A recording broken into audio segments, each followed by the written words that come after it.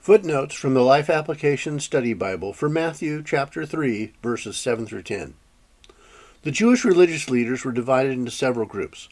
Two of the most prominent groups were the Pharisees and the Sadducees. The Pharisees separated themselves from anything non-Jewish and carefully followed both the Old Testament laws and the oral traditions handed down through the centuries. The Sadducees adhered only to the law of Moses, which is found in the first 5 books of the Old Testament, Genesis through Deuteronomy. They were descended mainly from priestly nobility, while the Pharisees came from all classes of people. The two groups disliked each other greatly, but both opposed Jesus.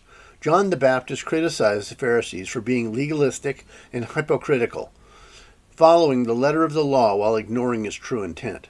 He criticizes Sadducees for using religion to advance their political position. John the Baptist called people to more than words or rituals. He told them to change their behavior.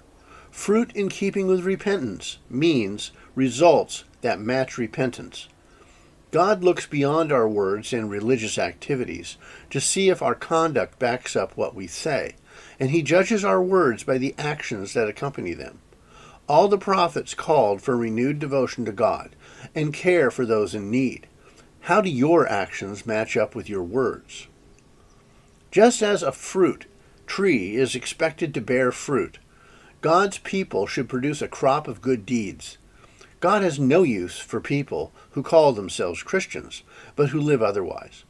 We can't say we're safe just because we grew up in Christian homes or attend church.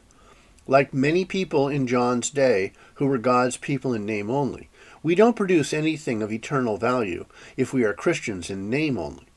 Others may evaluate our faith by the way we treat them, so treat them well.